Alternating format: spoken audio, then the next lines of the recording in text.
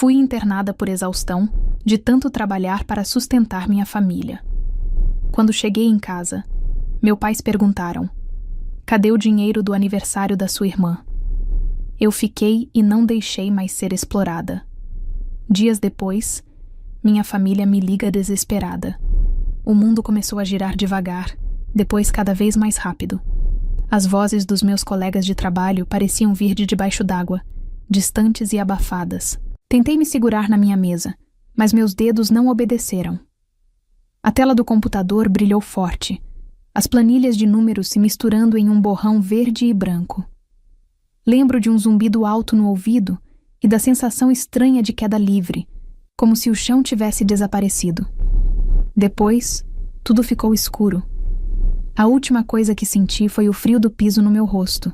Quando abri os olhos, a primeira coisa que vi foi um teto branco, com uma mancha amarelada de infiltração no canto. O cheiro era de álcool e limpeza, um cheiro que não pertencia à minha vida.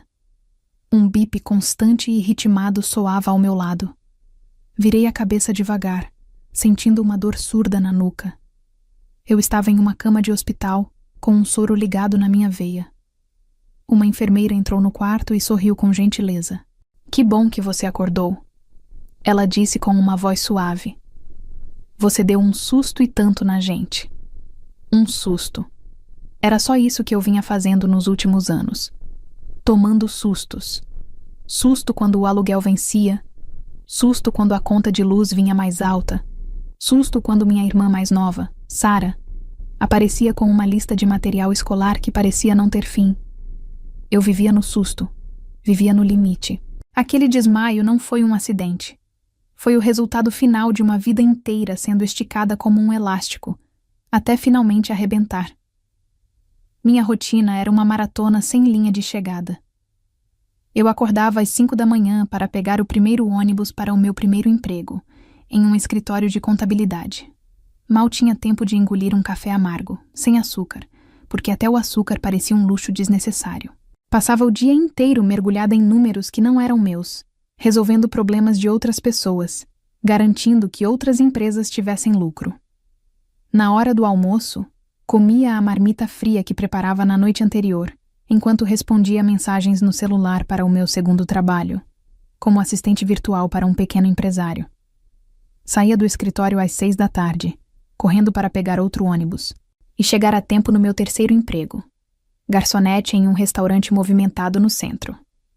Lá, eu passava a noite de pé, sorrindo para clientes, anotando pedidos, correndo da cozinha para o salão, com os pés gritando dentro de sapatos apertados.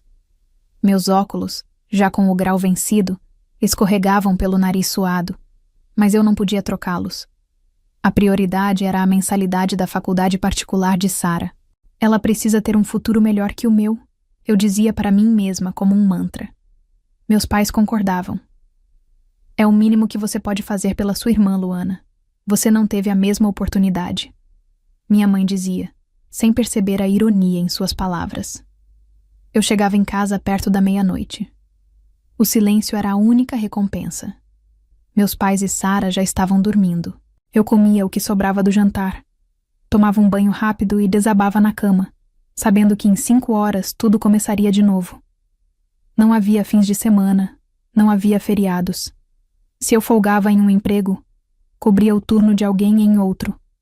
Tudo pelo bem da família. O amor deles, para mim, vinha em forma de boletos pagos. Quando eu entregava o dinheiro para a compra do mês, meu pai dava um tapinha nas minhas costas e dizia: "Boa, filha." Quando eu pagava o cartão de crédito da minha mãe, cheio de parcelas de roupas e sapatos que ela usava uma única vez, ela me dava um beijo estalado na bochecha e dizia: "Você é um anjo." E Sara, quando eu dava a ela o celular de última geração que todas as suas amigas tinham, ela me abraçava forte e gritava: "Você é a melhor irmã do mundo." Esses pequenos momentos eram o meu combustível. Eram migalhas, eu sei, mas eu estava tão faminta por afeto que me agarrava a elas com todas as minhas forças. Eu acreditava que era minha obrigação. Eles me criaram, me deram um teto. Agora era a minha vez de retribuir. O problema é que a retribuição nunca parecia ter fim. A dívida nunca era quitada. Sempre havia um novo desejo, uma nova conta, uma nova necessidade. A reforma da cozinha, o carro do meu pai que vivia quebrando, a viagem de formatura de Sara. E eu dizia sim para tudo. Dizer não parecia um ato de traição. Meu corpo dava sinais, claro que dava. As dores de cabeça se tornaram diárias. Às vezes minha visão ficava turva por alguns segundos. O coração disparava do nada, mesmo quando eu estava sentada. Eu estava sempre cansada, um cansaço que não passava, como uma noite de sono, um cansaço na alma. Mas eu ignorava. Tomava um analgésico e seguia em frente. Descansar era para os fracos. Falhar não era uma opção. Ali, naquela cama de hospital, com o bip da máquina marcando o ritmo da minha exaustão, tive tempo para pensar. Pela primeira vez em anos, eu não estava correndo, não estava trabalhando, não estava resolvendo o problema de ninguém. Eu estava apenas parada, e uma esperança tímida começou a nascer no meu peito. Talvez agora eles entendessem.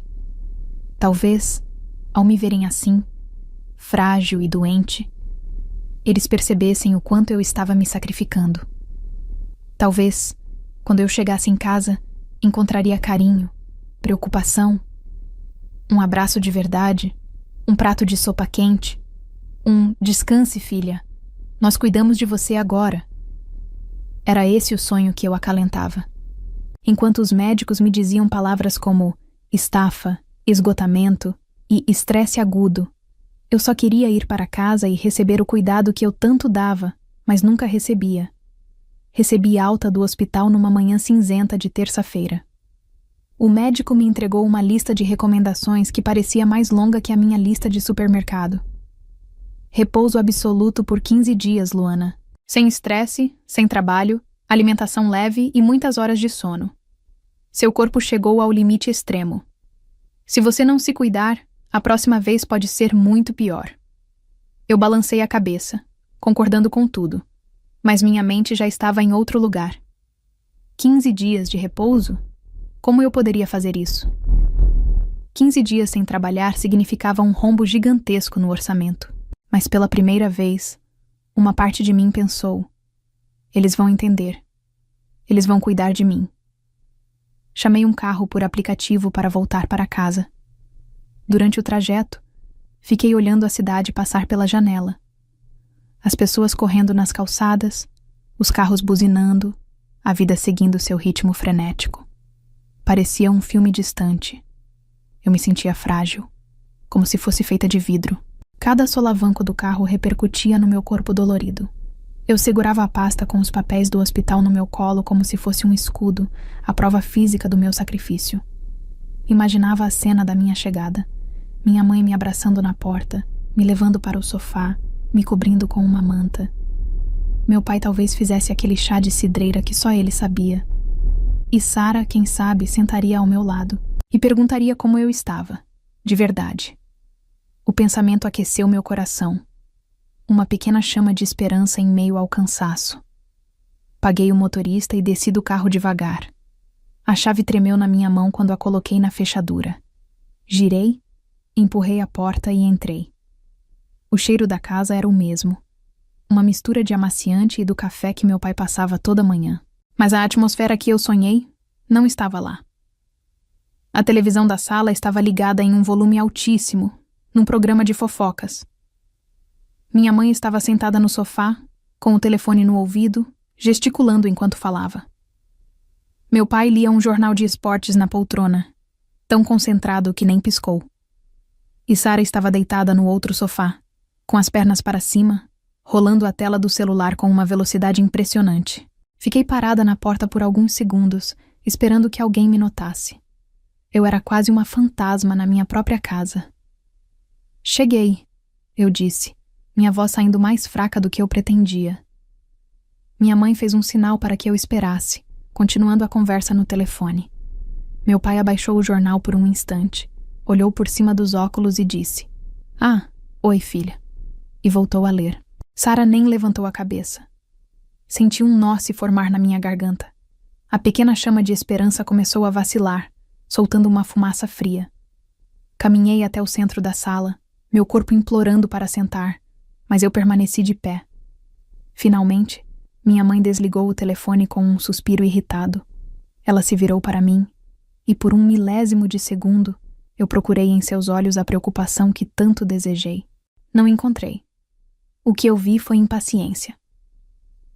Até que enfim, Luana, ela disse, ajeitando uma almofada. Pensei que não ia sair daquele hospital hoje.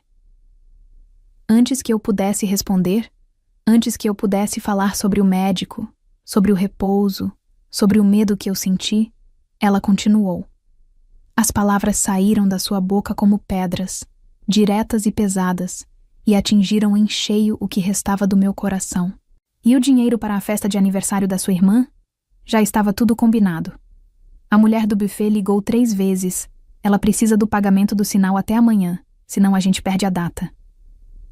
O bip da máquina do hospital pareceu ecoar na minha cabeça.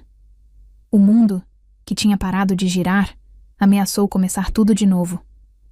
Eu olhei para minha mãe, depois para meu pai, que agora me encarava, e para Sara, que finalmente tinha largado o celular e me olhava com uma expressão de ansiedade, não por mim, mas pela festa dela. Ninguém perguntou se eu estava bem. Ninguém perguntou o que o médico disse. Ninguém me ofereceu um copo d'água. Foi como se um raio tivesse caído dentro da sala, iluminando todos os cantos escuros da minha vida. Naquela luz cruel e repentina, eu vi tudo com uma clareza assustadora. Eu não era uma filha. Eu não era uma irmã. Eu era uma função. Eu era a provedora, o caixa eletrônico, a máquina de resolver problemas. Meu valor não estava no meu amor, no meu cuidado ou na minha presença. Estava no dinheiro que eu trazia para casa. Meu colapso não foi uma tragédia familiar, foi um inconveniente financeiro. É verdade, filha, meu pai emendou, dobrando o jornal. Sua irmã está contando com essa festa. É o sonho dela ter um aniversário de 18 anos inesquecível. Sara se sentou, o rosto formando um bico de preocupação. E aí, Lu? Você conseguiu o dinheiro? Minhas amigas estão todas perguntando. Vai ser a maior festa do ano. Eu os encarei, um por um. O rosto da minha mãe, preocupado com o buffet. O rosto do meu pai, preocupado com o sonho da outra filha. O rosto da minha irmã, preocupado com o status social dela. E o meu rosto. Ninguém olhou para o meu rosto, pálido e abatido. Ninguém viu as olheiras fundas ou a pulseira de identificação do hospital que eu ainda usava no pulso. Naquele momento, o cansaço do meu corpo foi substituído por uma frieza que eu nunca tinha sentido. A dor da exaustão deu lugar à dor da verdade. A ficha não caiu. Ela despencou de um prédio de 30 andares e se espatifou aos meus pés. O amor que eu achava que estava comprando com meu sacrifício nunca existiu. Era uma ilusão, e o preço tinha sido a minha saúde, a minha vida. Fiquei ali, em silêncio, sentindo o chão se solidificar sob meus pés, não mais como um porto seguro, mas como o ponto de partida para algo que eu ainda não sabia o que era, mas que com certeza seria diferente. O silêncio na sala ficou pesado depois que as palavras da minha mãe pairaram no ar. Elas esperavam uma resposta, uma promessa, um plano para conseguir o dinheiro.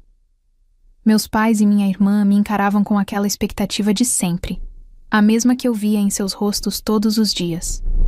Mas pela primeira vez na vida, a pessoa que eles estavam olhando não estava mais ali. Aquela Luana a que se curvava, a que se quebrava para mantê-los inteiros, tinha morrido naquela cama de hospital. Eu respirei fundo, sentindo o ar encher meus pulmões de uma forma nova, quase dolorosa. O nó na minha garganta se desfez, e em seu lugar surgiu uma calma gelada, uma certeza absoluta que firmou minha coluna e clareou minha voz. Não, eu disse. A palavra foi baixa, quase um sussurro, mas ecoou na sala como um trovão. Os 3 piscaram, confusos, como se eu tivesse falado em outra língua. Não o quê? Minha mãe perguntou, franzindo a testa. Não seja boba, Luana. Ligue para o seu chefe. Peça um adiantamento. Dê um jeito. Não, repeti, um pouco mais alto. Não vai ter dinheiro, não vai ter festa, não vai ter adiantamento. Acabou.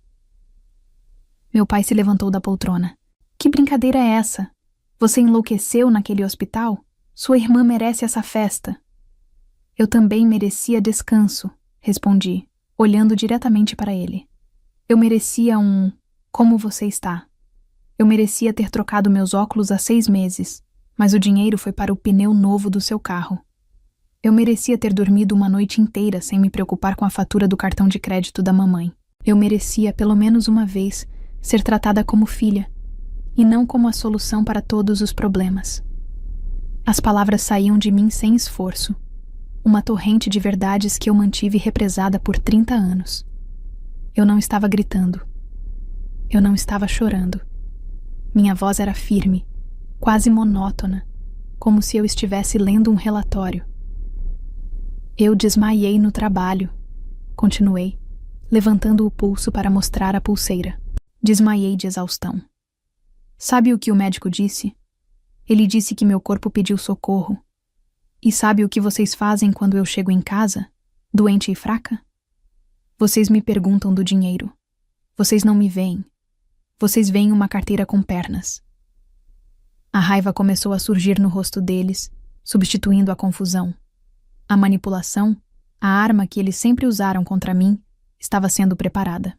Que egoísmo é esse, Luana? Minha mãe atacou, a voz subindo de tom. Nós te criamos, te demos comida, um teto. Você tem a obrigação de nos ajudar. Isso é ingratidão. Ingratidão? Eu ri, um riso seco, sem humor. Ingratidão é ver sua filha se matar de trabalhar em 3 empregos e ainda assim pedir mais. Ingratidão é nunca perguntar se ela está feliz, se está bem. Vocês não me deram um lar, vocês me deram um posto de trabalho. Sara, que até então estava em choque, explodiu em lágrimas. Mas não eram lágrimas de tristeza por mim. Eram de raiva e frustração. Você é horrível. Você está fazendo isso só para me atingir. Você sempre teve inveja de mim. Eu te odeio. Eu te odeio. Você vai estragar o melhor dia da minha vida. As palavras dela, que antes teriam me despedaçado, agora soavam vazias. Elas apenas confirmavam tudo o que eu tinha acabado de entender. Eram a prova final que eu precisava. Eu olhei para os 3, um de cada vez. O rosto vermelho de raiva da minha mãe.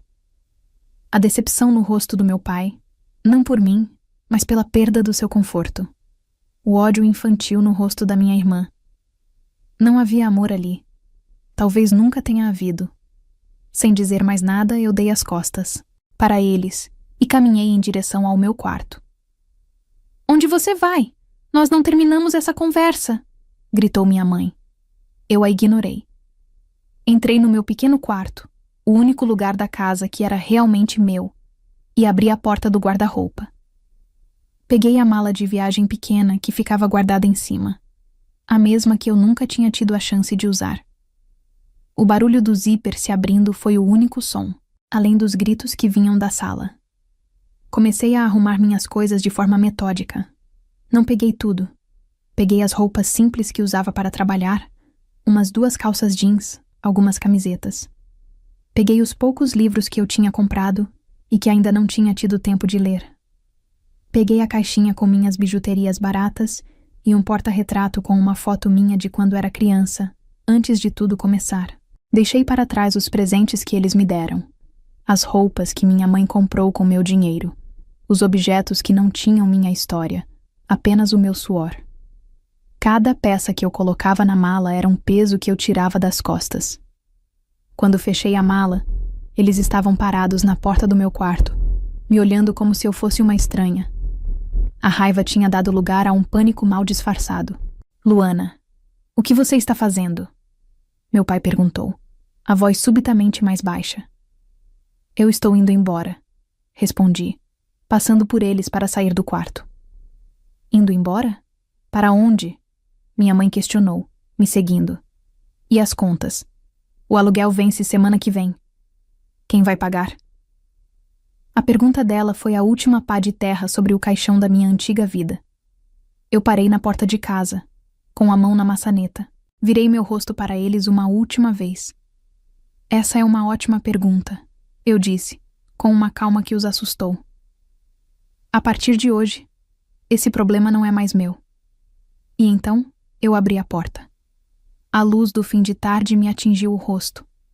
O ar da rua nunca me pareceu tão puro. Eu dei um passo para fora e fechei a porta atrás de mim. O clique da fechadura foi o som mais libertador que eu já ouvi em toda a minha vida. Eu não olhei para trás. Minha ação não foi barulhenta nem agressiva. Foi silenciosa e definitiva.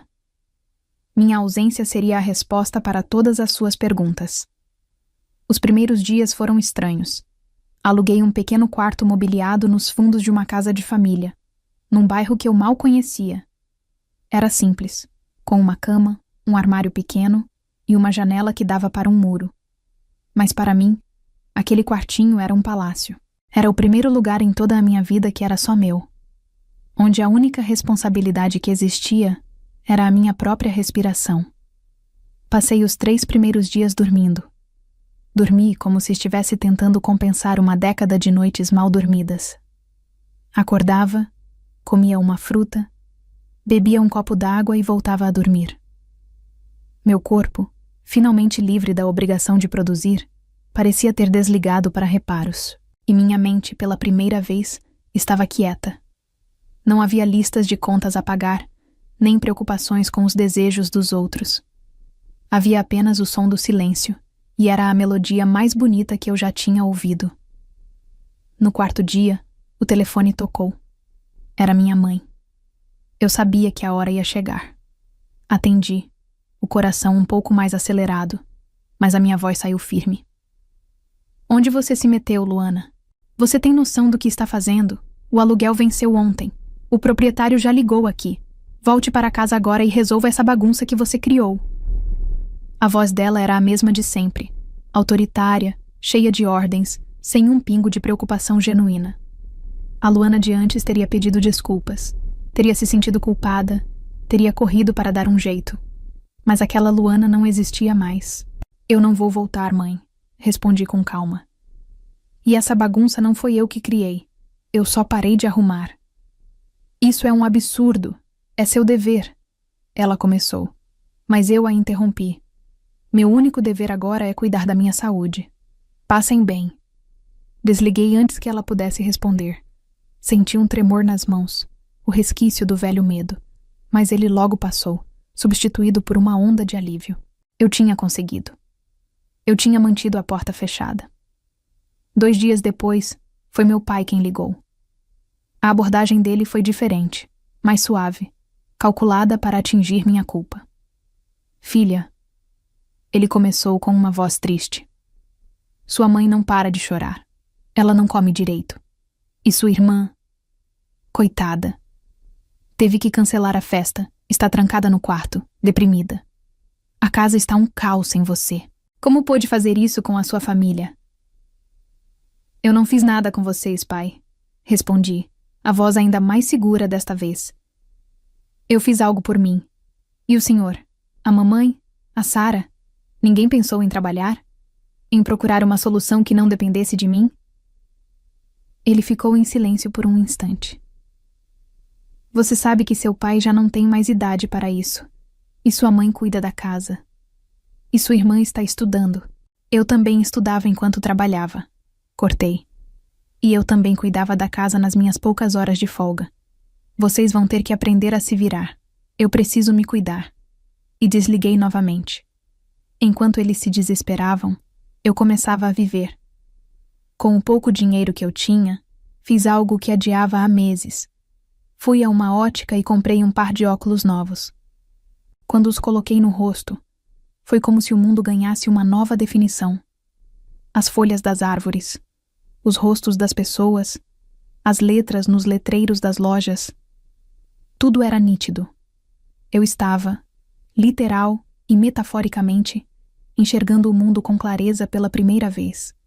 Comecei a caminhar pelos parques da cidade. Sentava em um banco e ficava horas apenas observando, sem pensar em nada. Comecei a cozinhar para mim. Refeições simples, mas feitas com calma, com gosto. Comecei a ler os livros que estavam na minha mala. E aos poucos, comecei a me sentir como uma pessoa de verdade, não mais como uma máquina de fazer dinheiro. Comecei a procurar um único emprego, um que pagasse minhas contas simples e me deixasse com tempo para viver. As ligações continuaram. Ficaram cada vez mais desesperadas. Era Sara, chorando histericamente. Luana, por favor, volta. Cortaram a internet. Eu não consigo falar com minhas amigas. A mamãe teve que vender o anel de formatura dela para pagar a conta de luz. O papai está tentando fazer uns bicos, mas não consegue nada. A gente precisa de você. A gente comeu pão com manteiga no jantar. Eu ouvia tudo aquilo, e para minha surpresa não sentia pena. Não sentia raiva. Eu sentia uma distância imensa. A realidade deles, que por tanto tempo tinha sido a minha única prioridade, agora parecia um programa de TV ruim, cheio de um drama que não me pertencia mais. Eles não estavam sofrendo pela minha ausência, mas pela ausência do meu dinheiro. A última ligação veio uma semana depois. Era a voz da minha mãe, mas parecia diferente, quebrada. Filha, ela disse, a voz embargada. O proprietário nos deu 1 mês para desocupar a casa. Não temos como pagar. Não temos para onde ir. Eu ouvi o pânico na voz dela. E por trás, a voz do meu pai e o choro de Sara. Eles estavam todos ali, provavelmente no viva voz, fazendo uma última tentativa desesperada. Eu fechei os olhos. Respirei fundo. Lembrei da sensação de desmaiar no chão do escritório, do cheiro do hospital, do rosto deles me cobrando o dinheiro da festa. E então eu soube exatamente o que dizer. Eu sinto muito que vocês estejam passando por isso, falei, e minha voz era genuína, mas não era a voz de quem ia resgatá-los. Mas eu não posso ajudar. Eu passei a minha vida inteira sendo a boia de vocês, e no processo, eu quase me afoguei. Agora, eu preciso nadar sozinha, para a minha própria margem. Vocês são 3 adultos, vão ter que aprender a nadar também. Eu preciso cuidar de mim. Adeus. E sem esperar resposta, eu desliguei. Em seguida, abri minha lista de contatos e, um por um, bloqueei os 3 números. Olhei pela minha pequena janela. O sol estava se pondo, pintando o céu de laranja e rosa. Eu não tinha luxo, não tinha uma casa grande, não tinha uma família me esperando. Mas eu tinha paz. Uma paz profunda e verdadeira que eu nunca tinha conhecido. A superação, eu percebi, não era vê-los em apuros. A verdadeira vitória foi escolher a mim mesma. Foi entender que meu valor não estava no quanto eu podia dar a eles, mas no quanto eu podia dar a mim. Eles foram forçados a encarar as consequências de seus atos, e eu, finalmente, era livre para construir a minha própria vida. E essa liberdade valia mais do que qualquer festa, qualquer agradecimento forçado, qualquer migalha de afeto. Eu, finalmente, era a única dona do meu futuro.